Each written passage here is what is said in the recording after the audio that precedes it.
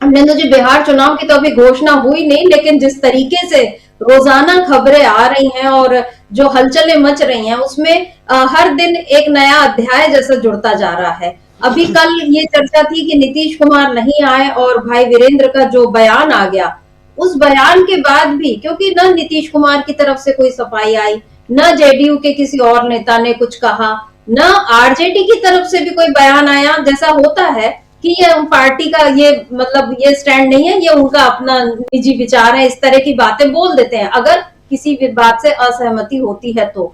लेकिन यहाँ पर भाई वीरेंद्र का कल से जो बयान आया है, आज तक न आरजेडी की तरफ से उसका कोई खंडन आया, न जेडीयू की तरफ से कोई प्रतिक्रिया आई, न नीतीश कुमार ने कुछ कहा।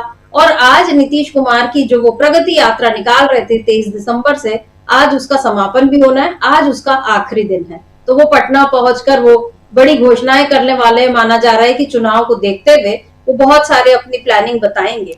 और जाहिर है कि वो जनता को जोड़ने के लिए, मतलब तो जितने भी वो योजनाएं बताएंगे उसमें यही रहेगा कि हाँ, हम आपके विकास के लिए और क्या कुछ करने वाले हैं। लेकिन कर पाएंगे या नहीं कर पाएंगे, ये एक बड़ा सवाल है, क्योंकि अब दावा जो हो रहा है कि वो इंडिया गठबंधन में आ रहे हैं, यहाँ आएंगे तो सीएम की कुर्सी तो उनको फिर भी नहीं मिलने वाली। भी जो है वो क्या करेगी? क्या नीतीश कुमार का कोई ऐसा प्लान है कि चलो अब राज्य नहीं, अब केंद्र की सत्ता पर उनका ध्यान है कि ना इधर सही तो वहां पर कुछ मिल जाए, वहां पर मोदी की सरकार को अस्थिर किया जाए, कुछ ऐसा सोच रहे हैं नीतीश? क्या लगता है आपको? देखिए संमित्रा जी, नीतीश क्या सोच रहे हैं ये तो नीतीश ही ज़्यादा बेहतर जानेंगे क्या सोच रहे हैं।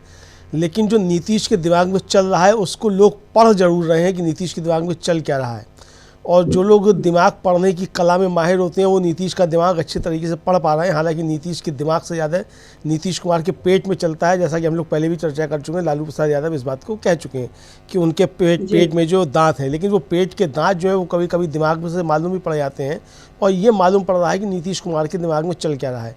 एक तो शर्मिता जी, जिस तरीके से नीतीश कुमार ने कल की जो थी वो सभा जो थी शपथ ग्रहण समारोह की, दिल्ली की मुख्यमंत्री रेखा गुप्ता की, उसको उन्होंने छोड़ा।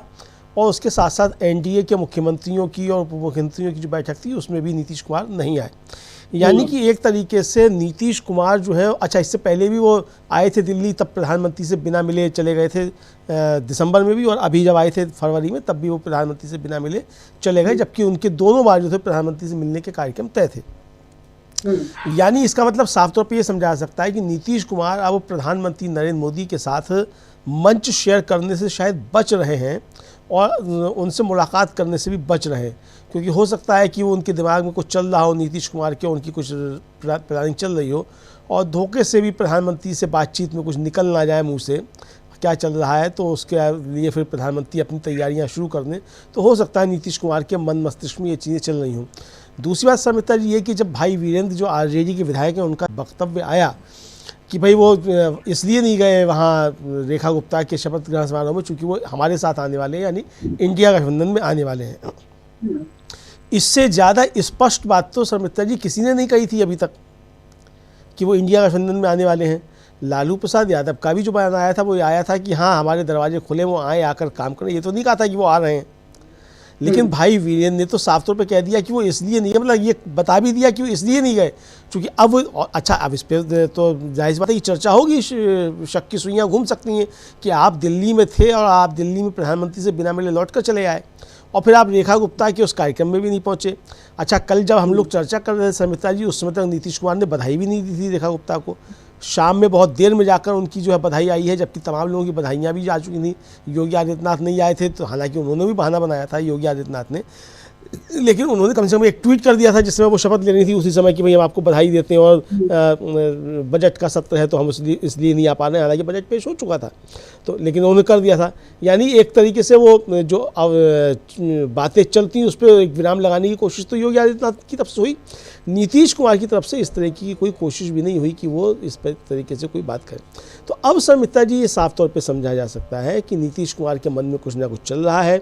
नीतीश कुमार कोई प्लानिंग बना रहे हैं और जिस तरीके से वो मिलने से बच रहे हैं हम नरेंद्र मोदी से और अमित शाह से, उससे साफ तौर पे समझा जा सकता है कि कुछ ना कुछ ज़बरदस्त तरीके से बिहार में नया होने वाला है। और भाई वीरेंद्र के बयान के बाद ना तो जेडीयू की तरफ से इसका कोई खंडन मंजन हुआ है, ना नीतीश कुमार की तरफ से हुआ है, और ना ही जो है वो अभी तक आरजेडी की तरफ से भी कोई प्रतिक्रिया आई है कि नीतीश कुमार ऐसा कर रहे हैं, मतलब आ रहे हैं कि नहीं आ रहे हैं। हालांकि तेजस्वी यादव ने नीतीश सरकार के ऊपर अपना हमला बोलना जारी रखा है और उन्होंने लगातार जो ट्वीट किए हैं कि बिहार में कैसा हो रहा है क्या नहीं हो रहा है, इसको जारी रखा है।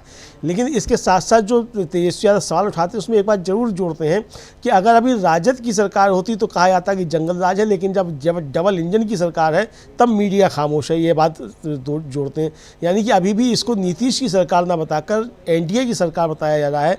तो शायद ये एक बीच में रास्ता लेकर चला जा रहा है कि नीतीश कुमार जब इधर आए तो बताया जाए कि नीतीश कुमार जब आरजेडी के साथ और इंडिया गठबंधन में होते हैं या महागठबंधन में होते हैं तब नीतीश कुमार सुशासन बाबू होते हैं, और जब बीजेपी के साथ चले जाते हैं तो अपराध बढ़ जाते हैं। सर मित्रा जी।